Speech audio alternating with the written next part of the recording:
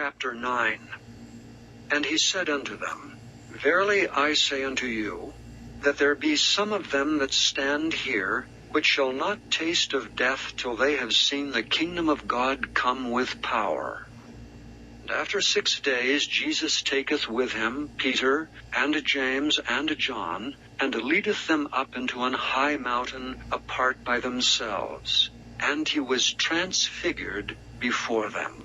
And his raiment became shining, exceeding white as snow, so as no fuller on earth can white them. And there appeared unto them Elias with Moses, and they were talking with Jesus. And Peter answered and said to Jesus, Master, it is good for us to be here, and let us make 3 tabernacles, one for thee, and one for Moses, and one for Elias. For he wist not what to say, for they were sore afraid. And there was a cloud that overshadowed them, and a voice came out of the cloud, saying, This is my beloved Son, hear him.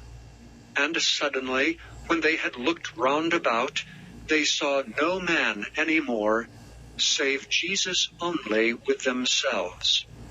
And as they came down from the mountain, he charged them that they should tell no man what things they had seen, till the Son of Man were risen from the dead. And they kept that saying with themselves, questioning one with another, what the rising from the dead should mean. And they asked him, saying, Why say the scribes that Elias must first come? And he answered and told them, Elias verily cometh first, and restoreth all things. And how it is written of the Son of Man that he must suffer many things, and be set at naught. But I say unto you that Elias is indeed come, and they have done unto him whatsoever they listed as it is written of him. And when he came to his disciples, he saw a great multitude about them, and the scribes questioning with them. And straightway all the people, when they beheld him, were greatly amazed, and running to him saluted him. And he asked the scribes, What question ye with them? And one of the multitude answered and said, Master, I have brought unto thee my son, which hath a dumb spirit. And wheresoever he taketh him, he teareth him, and he foameth, and gnasheth with his teeth, and pineth away. And I spake to thy disciples, they should cast him out, and they could not. He answereth him and said, O faithless generation, how long shall I be with you? How long shall I suffer? Bring him unto me. And they brought him unto him, and when he saw him, straightway the spirit tare him, and he fell on the ground, and wallowed foaming. And he asked his father, How long is it ago since this came unto him? And he said, Of a child. And oft times it hath cast him into the fire, and into the waters, to destroy him. But if thou canst do anything, have compassion on us, and help us. Jesus said unto him, If thou canst believe, all things are possible to him that believeth. Straightway the father of the child cried out, and said with tears, Lord, I believe, help thou mine unbelief. When Jesus saw that the people came running together, he rebuked the foul spirit, saying unto him, Thou dumb and deaf spirit, I charge thee, come out of him, and enter no more into him. And the spirit cried, and rent him sore, and came out of him. And he was as one dead, insomuch that many said, He is dead. But Jesus took him by the hand, and lifted him up, and he arose. And when he was come into the house, his disciples asked him privately, Why could not we cast him out? And he said unto them, This kind can come forth by nothing but by prayer and fasting. And they departed thence and passed through Galilee, and he would not that any man should know it. For he taught his disciples, and said unto them, The Son of Man is delivered into the hands of men. And they shall kill him, and after that he is killed, he shall rise the 3rd day. But they understood not that saying, and were afraid to ask him.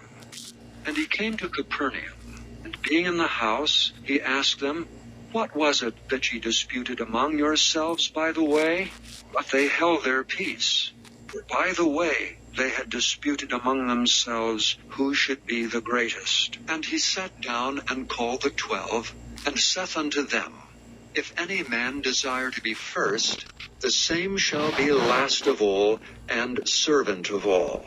And he took a child, and set him in the midst of them. And, when he had taken him in his arms, he said unto them, Whosoever shall receive one of such children in my name receiveth me, and whosoever shall receive me receiveth not me, but him that sent me. And John answered him, saying, Master, we saw one casting out devils in thy name, and he followeth not us, and we forbade him, because he followeth not us. But Jesus said, Forbid him not. For there is no man which shall do a miracle in my name that can lightly speak evil of me. For he that is not against us is on our part.